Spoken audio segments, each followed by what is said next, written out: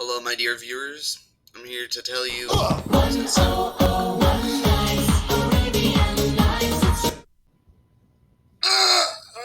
Alright, now. Stop. No cringe. We're good, right? We got all rid of the cringe? We're no more cringe. Cringe? Cool. But yes, we're talking about the 1001 Arabian Nights, the stories of the Islamic Golden Age.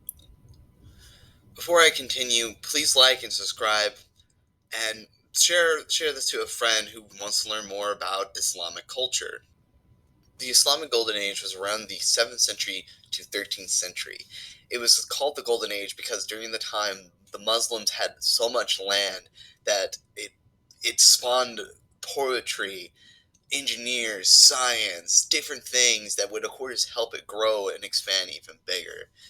It was just like how the Romans and the Greeks were when they started to study about poetry and philosophies and different things and became their own golden age. With, of course, that golden age in Islamic, they started to create, of course, folklore, just like the Europeans as well, creating, of course, like how the Europeans created things like dwarves, giants, and elves. These Islamic people also had their own creatures to talk about. And one of their famous stories is called 1001 Nights. Arabian Night is the name of the English translation of the 1700s book version of it. And the 1001 Nights is the more typically common name of the entire stories of the Islamic Golden Age. It was a combination of stories from the Middle East and South Asian cultures, compiled in Arabic language. I'm going to read the current initial start of the story, which starts out with King Shahar executing his wife. Shahar begins to marry other virgins because of his hatred from his wife being unfaithful. He thinks all women are the same. So with all those virgins he marries, he also kills them too. And during this time, eventually Vizier, who is duty to provide to him, cannot find any more virgins. And his daughter, which I don't know how to pronounce the name, I'm very sorry, offers herself as the next bride. The father, of course, reluctantly agrees to do it, and one night of their marriage, the daughter tells the king a tale, but it does not end. But she does not end it. The king is curious about the story, how the story ends, and thus forced upon postpone her execution. I mean, smart. but when she soon finishes the tale, a new one, she would, of course, die.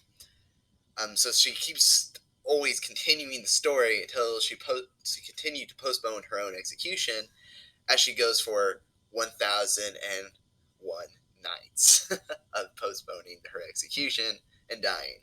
That is kind of the initial start of this entire Islamic Golden Age folklores. Now, the ending is always different depending on the various writers have used it. Some shows that the king sees their children and doesn't kill the girl, and others instead has her just getting a pardon based around how many stories she's again told.